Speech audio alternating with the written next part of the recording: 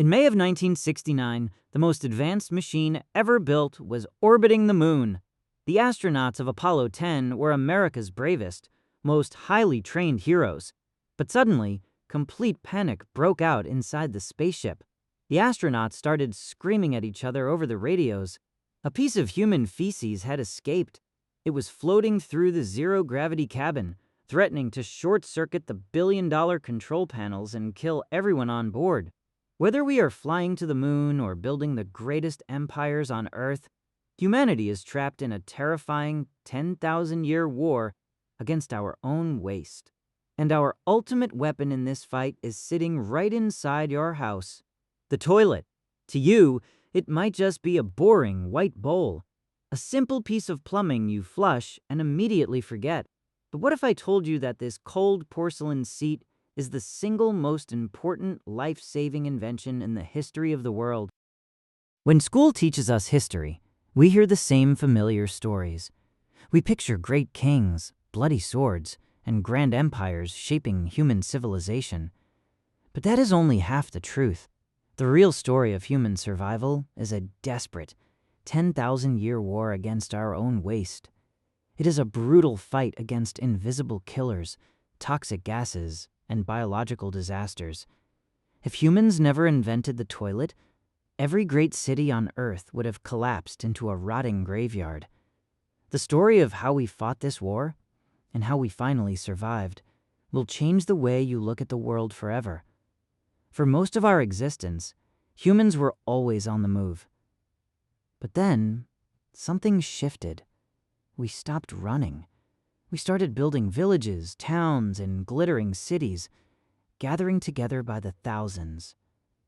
But packing that many humans into one tight place instantly creates a unique problem. They make a mountain of biological waste every single day. This triggered a dark loop that secretly defined human history. Step 1. Humans gather and build a city. Step 2. They pile up thousands of pounds of rotting waste right next to their homes. Step 3. The waste fights back. Microscopic germs seep into the drinking water. Silent diseases explode through the streets. People start dropping dead by the millions, completely blind to the cause. As the city pushes itself to the brink of collapse, Step 4 arrives. Just before society destroys itself, a desperate engineer invents a brand new way to hide the filth. Sometimes they carve deep holes into solid rock.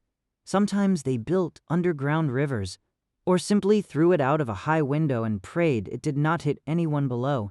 The invention works, the city survives, and the population grows even bigger. And then the waste returns. The deadly cycle starts all over again. To understand how we finally won this war, we have to go back to a time when answering nature's call was a deadly risk. Imagine you are an early human. It is the middle of the night, and you feel the urge to go to the bathroom. Today, that is a minor annoyance. But 10,000 years ago, stepping into the dark bushes left you completely exposed. You squat down in the shadows, listening to the rustling leaves, knowing a predator could lunge at any second. This primal fear of getting eaten, while vulnerable, forced early humans to invent safer permanent solutions inside their walls, and they were surprisingly brilliant at it. Take a look at a prehistoric Scottish village called Skara Brae. Over 5,000 years ago, these people carved narrow stone channels right into their thick walls. They harnessed a flowing stream to wash their waste safely away into the freezing ocean. Thousands of miles away in the Indus Valley, cities like Mohenjo-Daro were even smarter. Almost every home had a private indoor brick toilet. Whenever they finished, they poured a large jar of water down a hole, washing the waste into an enormous, advanced network of underground brick drains. It was a masterpiece of ancient engineering. But when the Roman Empire took over, sanitation got incredibly weird. The Romans built beautiful public toilets out of shining marble, yet there was zero privacy. Up to 50 people would sit shoulder to shoulder on long stone benches. They handled their business, gossiped, and struck deals in a crowded echoing room. But how did they wipe? They used the xylospongium, a sea sponge attached to a wooden stick. The problem? Everyone shared the exact same stick. You used it, rinsed it in a little trough of water at your feet, and handed it directly to the stranger sitting next to you. Bacteria was not the only threat. Deep inside the Roman sewer system, giant piles of trapped waste broke down, creating pockets of highly flammable methane gas. Without warning, the gas pressure would build up and spontaneously ignite. Pillars of fire would violently shoot up through the toilet holes, burning the Romans sitting on the bench above. And if explosive fire was not enough, those open sewer pipes led straight to the ocean. Historical records from the city of Puteoli claim a giant sea octopus actually swam up the drains, slithered into a house through the toilet, and stole a merchant's pickled fish. Lacking modern science, the Romans thought their toilets were haunted by demons. To stay safe, they painted magic spells on the walls and laughed at jokes, just to scare the evil spirits away. But eventually, the mighty Roman Empire fell. The brilliant plumbing of the ancient world crumbled to dust, plunging humanity into a dark, unsanitary new chapter. The Middle Ages abandoned complex sewers. Instead, everything relied on gravity. If you were a king living in a stone castle, you used a garderobe. This tiny freezing room hung over the edge of the castle wall. You sat on a wooden bench, and your waist dropped straight down into the defensive moat far below. But this created a disgusting vulnerability. In the year 1204, French forces were struggling to conquer the seemingly impregnable Chateau Gaillard. The siege was stalled until one desperate French soldier spotted a flaw. He snuck to the base of the castle, found the open latrine chute, and climbed completely up the feces-covered shaft. He breached the fortress through the toilet, and the castle finally fell. But what if you were not royalty? If you lived in a crowded, towering city like Edinburgh, you used a chamber pot, basically a bowl shoved under your bed. The problem? No plumbing. So when the pot got full, you did the only logical thing a medieval citizen could do. You chucked it straight out your high-rise window onto the street below. To warn innocent pedestrians, residents yelled the French phrase, "Garde l'eau," meaning, "Watch out for the water." If you heard that scream, you had a fraction of a second to dive for cover before getting soaked in raw sewage. With streets covered in human waste, millions started dropping dead. But medieval doctors made a fatal mistake. They believed in miasma, the idea that bad smells were poisonous gases that killed you. They had no concept of microscopic germs. Terrified of bad air, doctors warned people never to take warm baths, fearing hot water would open their skin pores and let the evil smells inside. People stayed filthy. They let waste seep deep into the soil, where it mixed with their underground wells. They were unknowingly drinking their own infected graveyard water. It took an industrial crisis to finally wake up the world. Fast forward to the Industrial Revolution. Millions packed into a booming London, and wealthy citizens began buying the very first mechanical flush toilets. But there was a catastrophic flaw. They had no modern sewers to handle the flow. Every flush dumped untreated waste straight into the River Thames, turning the exact same river they used for drinking water into a massive open cesspool. Then came the summer of 1858, known as the Great Stink. A brutal heat wave hit London, baking the feces-filled river until it practically boiled. The stench was so thick and overpowering that it paralyzed the city. Inside Parliament, politicians soaked heavy window curtains in strong chemicals just to stop themselves from vomiting before fleeing the building entirely. London was on the brink of collapse. Then, two heroes stepped forward. Dr. John Snow used brilliant detective work to prove that invisible waterborne germs were killing people, not the bad smells. Next, an engineer named Joseph Bazalgette was given millions of dollars to build a beautiful underground brick sewer system. It pulled the waste out of the city and saved countless lives. Yet, people were still deeply ashamed of the toilet. Enter Thomas Crapper, a master plumber who changed human psychology forever.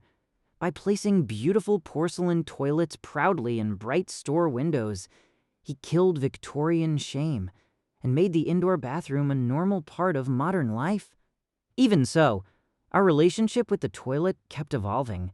We went from pooping shoulder to shoulder in ancient Rome to being intensely embarrassed by our own biology. Nowhere is this more obvious than in Japan. Japanese women felt so ashamed by the acoustic sound of peeing that they developed a wasteful habit.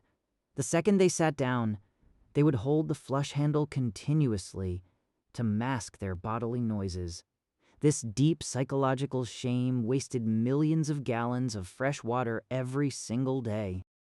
To fix this, the Toto Company invented a genius solution, the Sound Princess.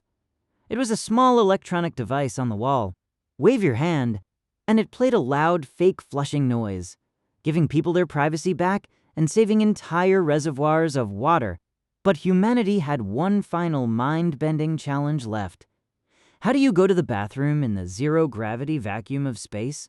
Which brings us back to that terrifying moment in space, when those Apollo 10 astronauts were desperately dodging rogue, floating feces in 1969, NASA realized they had a massive engineering nightmare on their hands. They could not risk a billion-dollar mission on flying waste. To solve this zero-gravity disaster, modern space toilets became marvels of extreme engineering. Today, astronauts use highly advanced toilets that function like hyper-targeted vacuum cleaners. They use high-velocity suction to forcefully pull waste away from the body, ensuring nobody dies from floating space debris. So look at how far we have come. We started out as early humans hiding from tigers in the dark bushes, and we ended up engineering high-velocity space vacuums for zero-gravity travel. It is an insane journey, but when you step back and look at this 10,000-year timeline, you realize something shocking. The ultimate villain in this story was never just the physical waste. The real enemy that almost wiped out human civilization was a deadly combination of two things. First, it was the invisible. For thousands of years, we fought a desperate war, completely blind. We fought bad smells. We fought underground demons. We used magic spells and screamed at the sky. We had no idea that microscopic germs were the real killers, silently multiplying in our drinking water. But the second villain was even worse. It was us. It was our own intense biological shame. We went from happily chatting on Roman marble benches to being terrified of our own natural bodies. We hid our waste in dark closets. We refused to talk about it.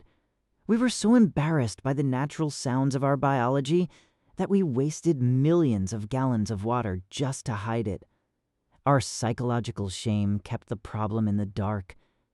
And because we refused to talk about it, millions of innocent people dropped dead. It was not until we finally killed that shame and proudly put the toilet in the bright store window that we actually started to win the war. Which brings us to one final truth. The toilet is not just a boring white bowl, it is a time machine. It is the one invention that firmly separates our modern lives from disease and death. Next time you walk into your bathroom and sit down on that cold porcelain seat, I want you to remember what it took to get here. Remember the early humans hiding from wild animals in the dark bushes. Remember the Romans desperately dodging pillars of methane fire. Remember the innocent citizens diving out of the way of flying waste in the Middle Ages. Every single time you flush, you are completing a 10,000-year cycle of human survival. You are sitting on the greatest, most life-saving invention in human history.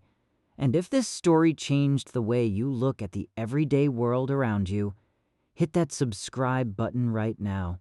Because the real history of the world is hiding in plain sight.